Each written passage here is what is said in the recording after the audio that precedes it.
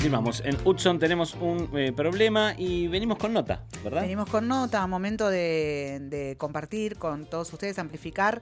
Un informe que nos llegó hace unos días que se llama Anatomía de la Crueldad, cómo se gestan las campañas de odio libertario.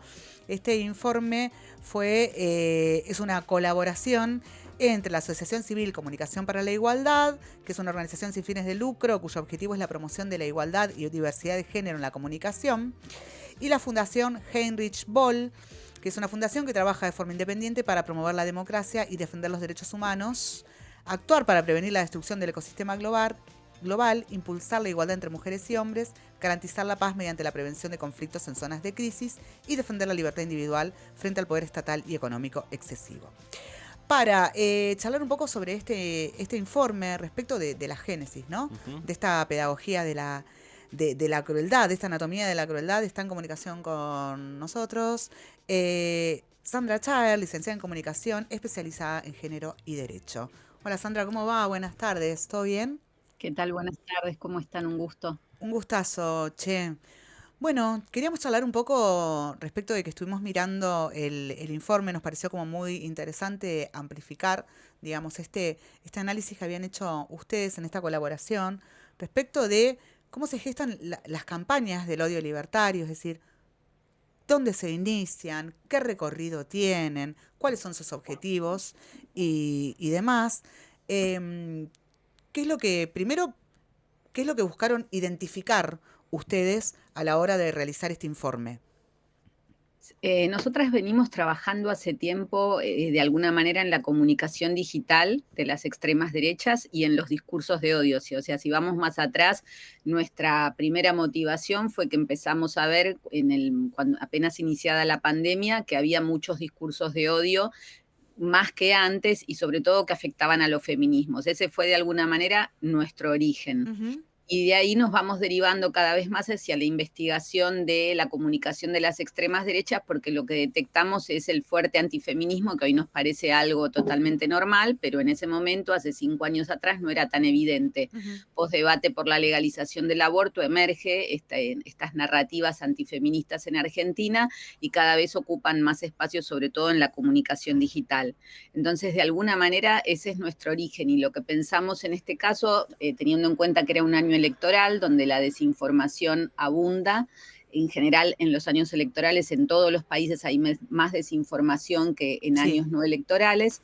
Entonces, nuestra intención, que ya habíamos trabajado bastante discursos de odio, fue focalizar más acá en desinformación.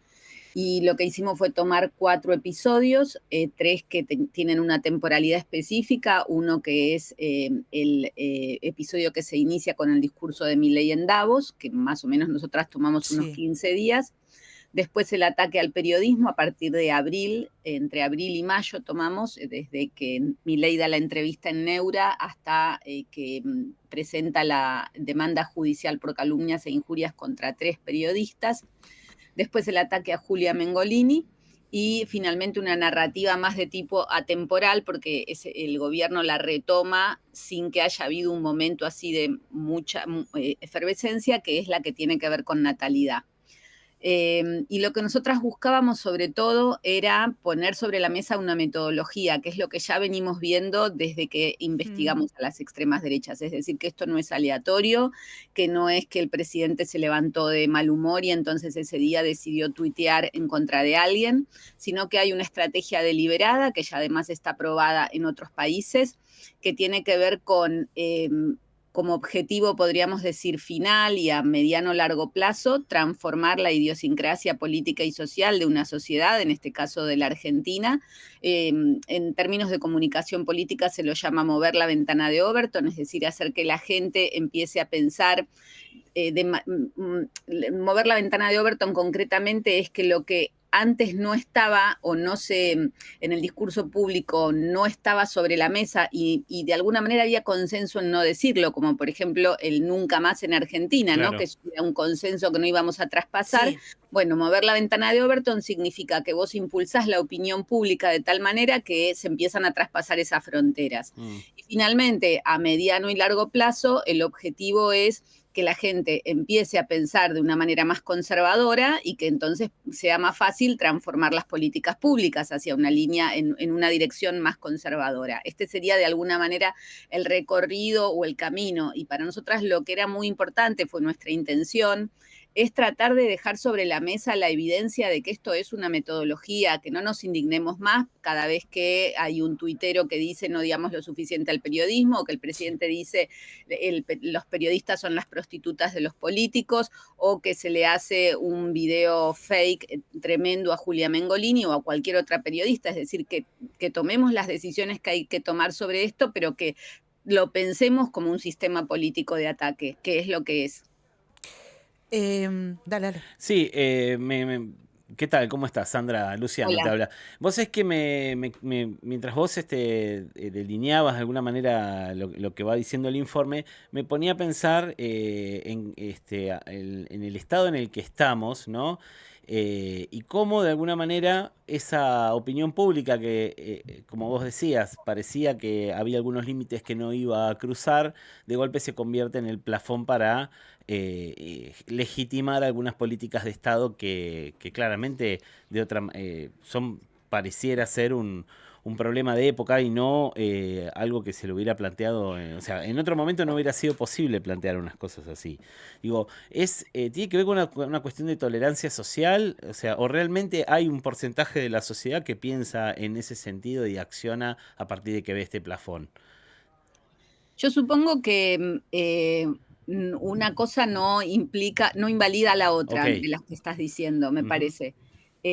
O sea, yo creo que, además me parece que lo venimos viendo como análisis electoral, no me quiero Mm. meter mucho ahí porque no soy una especialista, no soy politóloga, digamos, lo Ujú. mío es la comunicación, pero sí me parece que lo que venimos viendo es que la gente, por ejemplo, en esta última elección, había mucha gente que quizás hubiera preferido no votar al Mm. gobierno, Sí. pero Ujú. no había otras opciones. Entonces vos decís, toda la gente que votó al gobierno, que es una pregunta que yo me hacía, estaba terminando el informe la semana de las elecciones nacionales. Ujú. Entonces, si analizás los resultados, decís, entonces hay un 30% de la población argentina más o menos, ¿no? Porque del 40 vos tenés que sacar los que no fueron a votar, entonces Ujú. pongámosle que el total que votó al gobierno fue un 30. Vos decís, hay un 30% que convalida estos discursos de odios, estas narrativas odiantes, estigmatizantes, etcétera. Yo no sé si me animo a decir eso. Me parece que el voto y la gente cuando vota,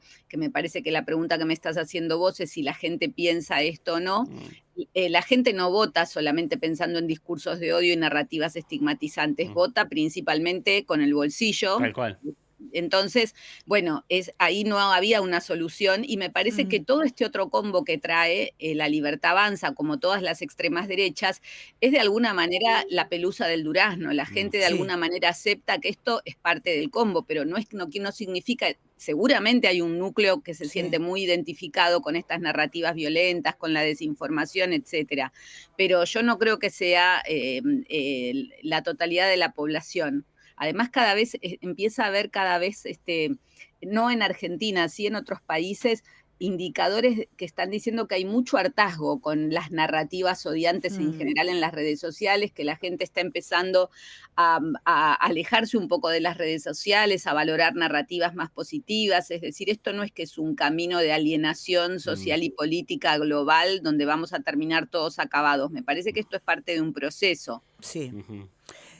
Sandra, cuando te escuchaba recién hablar y a partir de ver el informe y demás, hay algo que me late y que tiene que ver con la reacción conservadora. ¿Te acordás de esa investigación de periodistas feministas que, digo, la tiraron abajo? No pudimos conocerla, no pudo llegar a tener amplitud pública.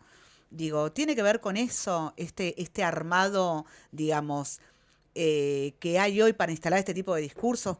¿Quiénes, de dónde, cuáles son las usinas, digamos, ¿no? ¿De dónde salen esos discursos? ¿Qué es lo que pudieron establecer ustedes o investigar? Mira, lo que nosotras encontramos, por ejemplo, ya te digo, son 4 episodios, ¿no? Entonces, 3 de los episodios, el que inicia las narrativas es Milei. Por ejemplo, en Davos fue el discurso Sí. de Davos, cuando es el ataque al periodismo, digamos, si bien había críticas al periodismo que venían desde antes, pero también nosotras necesitábamos identificar un momento, y realmente la entrevista a Fantino de 6 horas, donde él ataca particularmente a 3 periodistas, es un momento álgido, a partir del cual empieza un ataque bastante desenfrenado. En el caso de Natalidad, es el que episódicamente retoma en distintos discursos públicos el tema, que después, bueno, lo van retomando otros integrantes del sistema. En el caso de Julia fue distinto, el único, porque empezó a partir de una cuenta random que difundió esta foto fake de ella con su hermano, pero eso podía haber quedado en una cuestión de Twitter, como tantas otras veces. Julia recibe todo el tiempo campañas de ataque, pero cuando se montan Milei y Lemoine, esto pasa a tener otro color, y ahí es desembosado, es muy virulento, se suman todos los tuiteros, etcétera. Entonces, ese para pensar en el inicio. Después lo que nosotras detectamos también es un sistema de ataque donde hay distintos personajes con distintos roles. Milei claramente tiene todas las características de un troll digital, como se lo define en las investigaciones a un troll digital, es decir, alguien que enturbia el debate público, que agrede, que violenta, etcétera.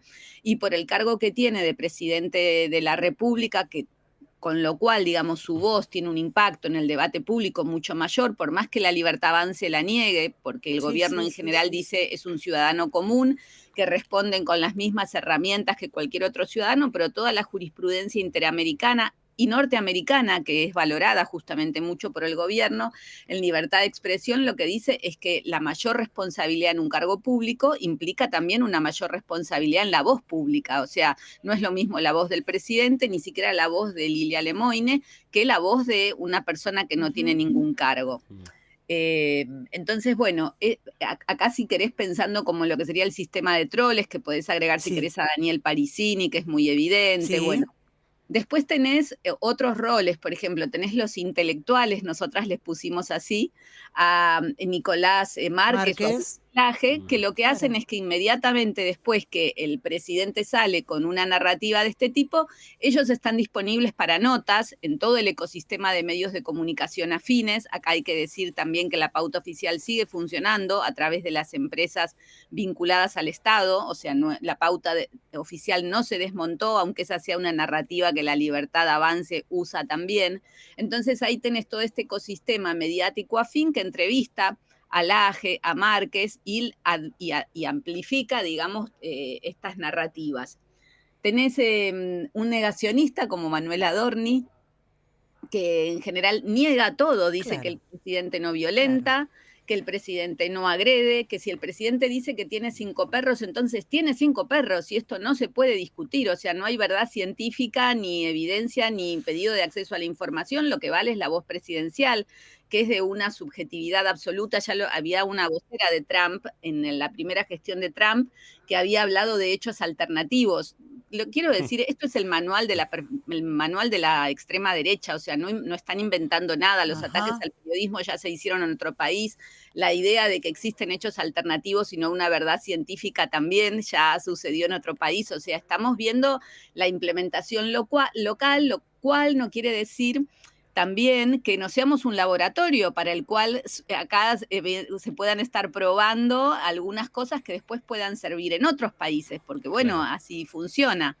Después tenés legitimadores, o sea, personas que quizás están fuera del sistema, pero tienen una voz que es escuchada por algunos sectores y que defienden la posición del gobierno. Puede ser el caso de Marcos Galperín, de Alejandro Rosichner, de Aracre, de Antonio Aracre, digamos, personas que fuimos encontrando. Estas son las que nosotras encontramos en estos episodios. Capaz que vos te buscás otro tema y te aparecen otros como especialistas legitimando. Exacto. Bueno, entonces así más o menos de alguna manera se construye o se conforma el sistema de ataque. También hay algo que quiero decir, que es que a mí me parece que todo este diseño de comunicación política como un sistema es algo que deberíamos emular, y muchas otras estrategias deberíamos emular desde los progresismos. Acá el problema es que todo esto está al servicio del mal, o sea que hay malignidad, pero si vos lo pensás en términos de comunicación política, es súper interesante, y esta es la parte que a mí me importa que aprendamos a tomar los progresismos. Venimos perdiendo la batalla por varios cuerpos en relación con la comunicación política digital. Bueno, para nosotras era importante poner sobre la mesa este sistema para que aprendamos. Sí.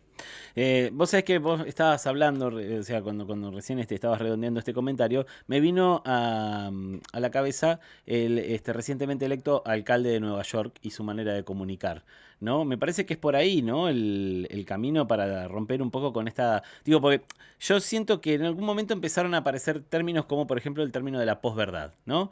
Que esto de los hechos alternativos, que me parece una cosa tan tremenda, ¿no? Porque es tan Mm, flexible como un hecho alternativo. Puede ocurrido de una forma, pero puede haber ocurrido de otra tal según lo que a cual. mí me convenga narrar, ¿no? Ahora, quizá la solución está en proponer nuevos dirigentes o nuevas maneras de comunicar lo que un dirigente hace o pretende hacer, ¿no?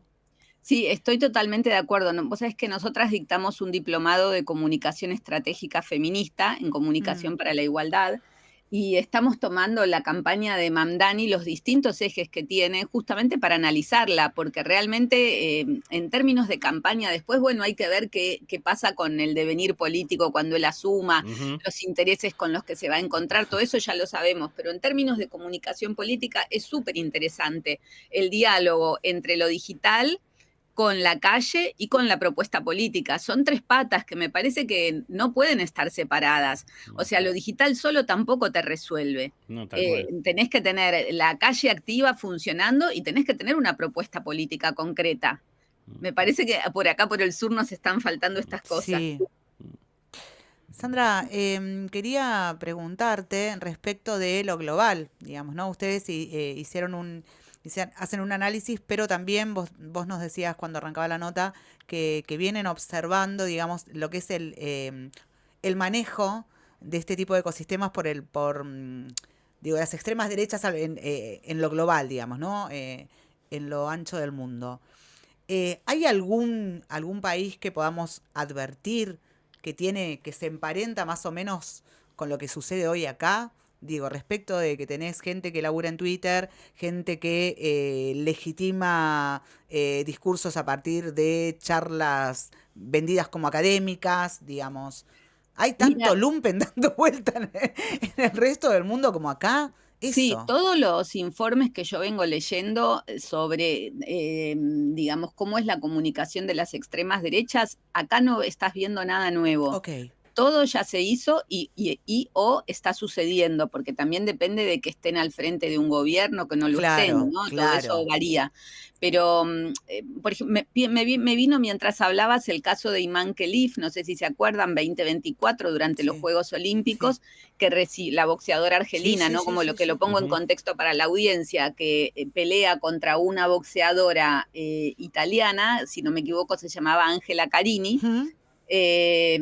Y Mankelif es una boxeadora mujer, cisgénero, y aclaramos para la audiencia, o sea que ella se identifica como mujer, o sea, ella no se identifica con ningún género que no sea el de su fisiología, podríamos decirlo de alguna manera, y fue atacada automáticamente por la presidenta de Me Italia, acuerdo. Giorgia Meloni, el ministro Matteo Salvini, creo que es ministro de algo en Italia, Donald Trump, que en ese Sí, sí, momento me estaba acuerdo. en plena campaña electoral, Javier Milei, o sea, esto fue un ataque global de las extremas derechas globales que lo utilizaron de alguna manera en el contexto de esto que es la batalla cultural, para atacar a la comunidad trans, porque lo que dijeron era que Iman Khelif era una boxeadora trans y que estaba, por lo tanto, compitiendo en desigualdad de condiciones con Angela Carini. Es una mentira. Iman Khelif es una boxeadora mujer cisgénero. Sí, la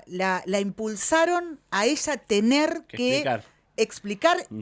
su genitalidad y su autopercepción en vivo y en directo a nivel mundial. Es Claro, tremendo. Terrible. lo único que hay es una construcción cromosómica de ella que tiene los cromosomas masculinos, creo que un poco más evidentes o Sí, con sí, más sí, sí. presencia, digamos algo así. Pero es solamente una construcción cromosómica, no tiene nada que ver con una persona trans. Pero lo traigo a consecuencia para que se vea que la estrategia es global y la usan todos, después la usarán hacia adentro de sus países, digamos, en casos más locales como estos que estamos viendo nosotras ahora acá. Pero las estrategias de ataque son similares en todos los países. Además, digo, esto es también la globalidad para bien y para mal. Así como los feminismos también impulsamos estrategias globales, digo, también está la globalidad para el mal, y en la medida en que existe la CEPAC y existen otros espacios donde justamente estas fuerzas políticas intercambian, tiene lógica que las metodologías políticas, de comunicación, etcétera, también sean globales. A mí yo no veo nada negativo ahí, al revés, lo veo muy positivamente, porque es lo mismo que los feminismos venimos haciendo digamos, creo que las feministas somos expertas en las alianzas que trascienden fronteras. Lo hemos hecho desde que la conferencia de la mujer de Beijing, de fines del siglo pasado. O sea, no me parece un punto negativo. Hoy nos asombramos, decimos la CEPAC, se reúnen todos. Sí, genial. Digo, una fuerza política hace eso. El problema es que no estamos teniendo una internacional socialista, no que se reúna la CEPAC. O sea, la deficiencia está de nuestro lado, no del otro. Sí, también la construcción de una nueva demonización de cualquier espacio que no se alinee en este sentido, ¿no? Cualquier espacio que tenga un corte popular y progresista es demonizado y claramente culpado de un montón de cosas, donde hay una connivencia central en quienes son de alguna manera los veedores del relato, los constructores del relato y los que terminan por legitimarlo, que son los medios de comunicación, ¿no? Porque todo más allá de las redes sociales y todo lo no regulado, hay también una connivencia de los medios de comunicación como para aportar a esto, que en otra época el rol del periodismo tenía más un rol de verificador de la verdad, y en este caso lo termina por confirmar, ¿no? Con exactamente los mismos mecanismos digamos, de legitimación, y o sea, esta cosa del miente que algo va a quedar, ¿no? O sea... Sí, yo ahí lo que te diría es esto. A ver, digo también como defendiendo un poco la profesión, que supongo que se van a sentir identificadas identificados. Tal cual. Vivimos en un momento de alta precariedad en el periodismo.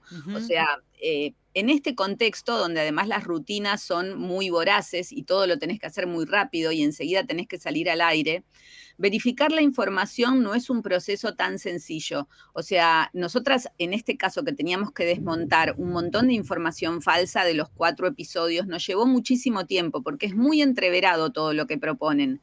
Entonces, las rutinas periodísticas hoy no están dando tiempo a la verificación. Eso por un lado, en relación a la verificación. Por otro lado, tenés lo que te decía antes de la indignación.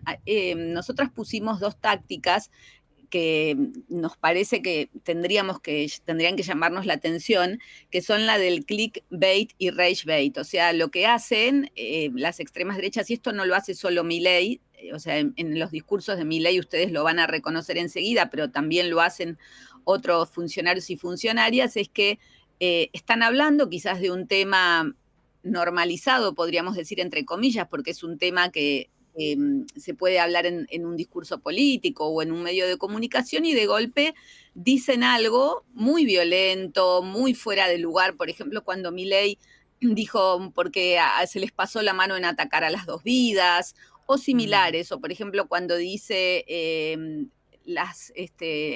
los periodistas son las prostitutas de los políticos. Sí. Bueno, el sentido de todo esto es que generar indignación y que, por un lado, que nosotros nos enojemos y que estemos varios días debatiendo, pero que además muchos medios de comunicación que quizás no tienen estructura para desmontar eso y que lo que necesitan son clics, sí, titulen con eso, y entonces todo el mundo va y pone el dedo, y el medio necesita ese dedo.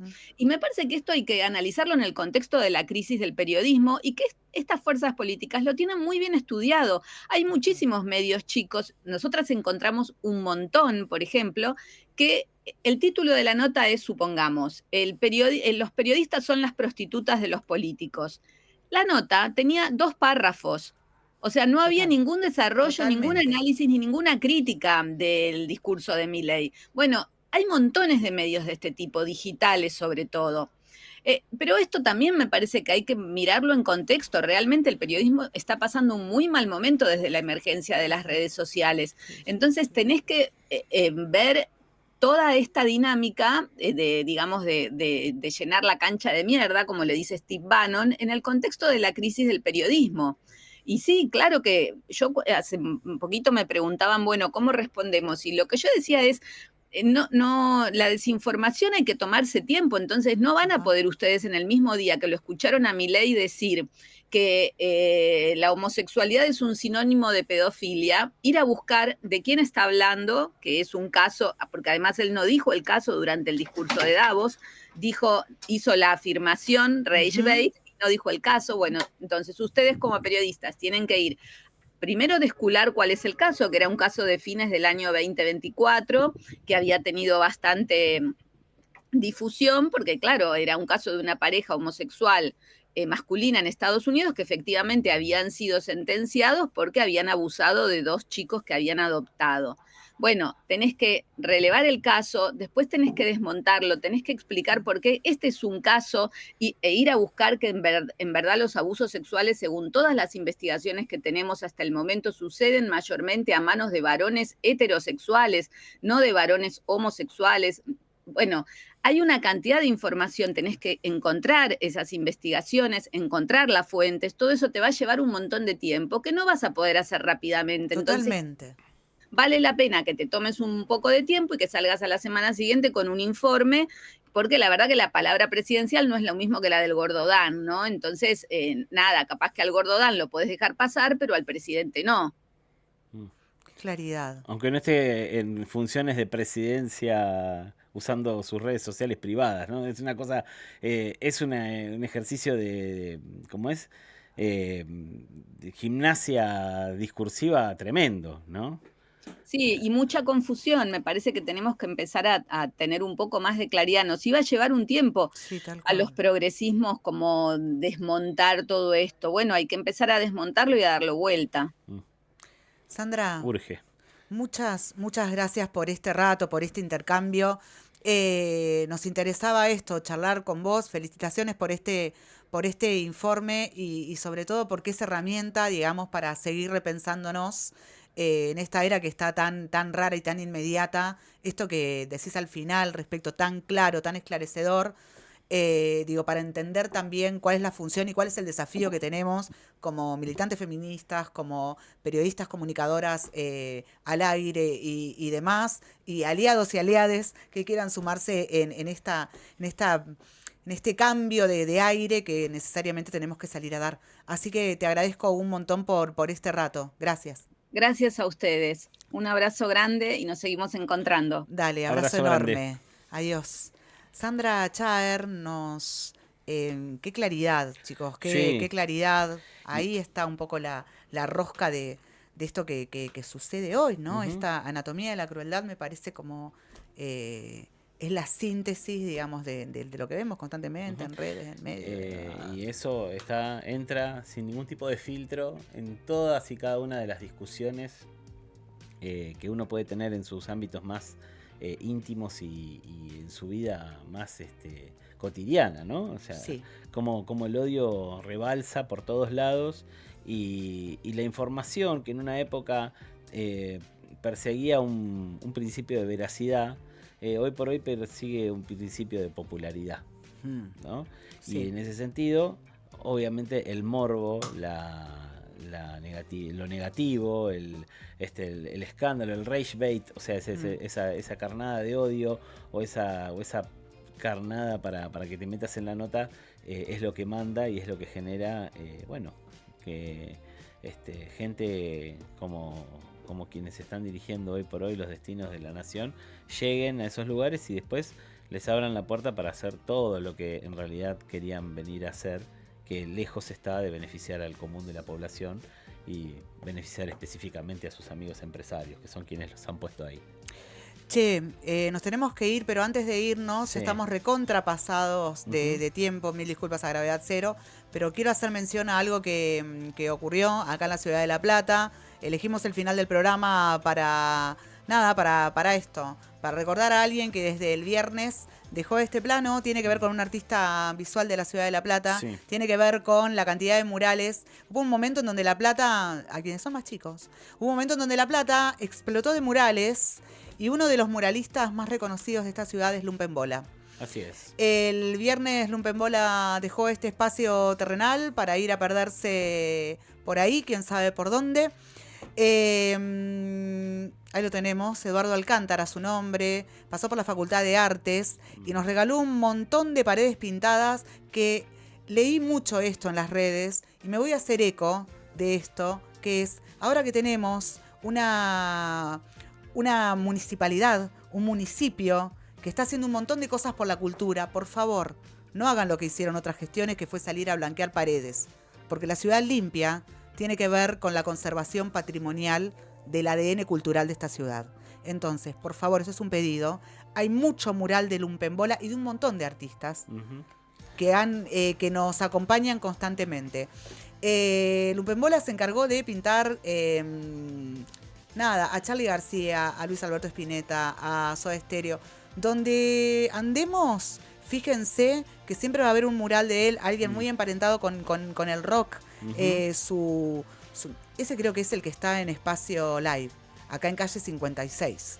Sí, pero ahí en todos lados están. Sí. Digo, en los hornos vos lo vas a encontrar en todos los barrios de la ciudad, en algunas facultades también, la Facultad de Periodismo. La Facultad de Periodismo tiene uno. Tiene todo un espacio de escalera. El de Walsh. El de Walsh, el de Operación Masacre y bueno, y algunos más ha tenido.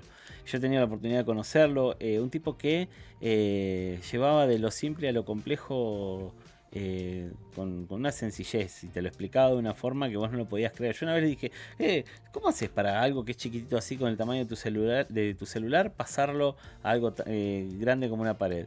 Me dijo, la cuadrícula no falla, me dijo. Sí, no falla, pero lo tenés que tenés hacer. que tener talento, amigo. Tenés talento, todo bien. O sea, y bueno, y era el talento que tenía Lumpenbola, de que con un aerosol que probablemente a vos te salga a hacer una letra chueca, él te pintaba un volumen. Sí, ¿no? Tal cual. La verdad que nos enteramos el mismo viernes de su paso a la, digamos, al espacio, a lo estelar, y realmente nos dio, a mí me dio cierta nostalgia de todo lo que hizo, ¿no? Inclusive acá en nuestro estudio tenemos un Lumpenbola original, ¿no? Ahí está. Lo tenemos ahí, sí. Tenemos. Bueno, eso es el logo de la 97.1 grafiteado por Lumpenbola. Sí.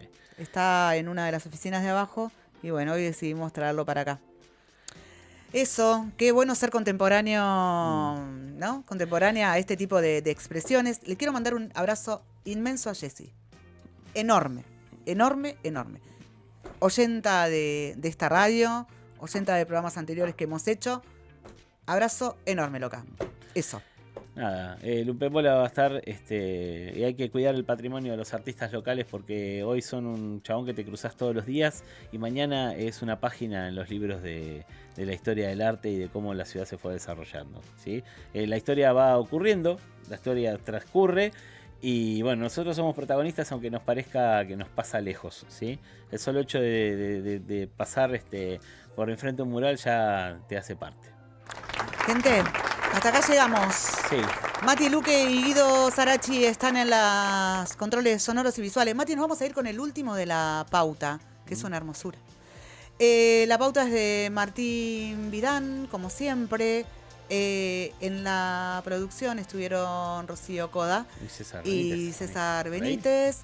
Nosotros nos encontramos mañana a partir de las 12 del mediodía para hacer esto que se llama Hudson. Mirá con qué tema nos vamos, gente. Esto es El Mató. El día del huracán. Tengan linda tarde. Chau.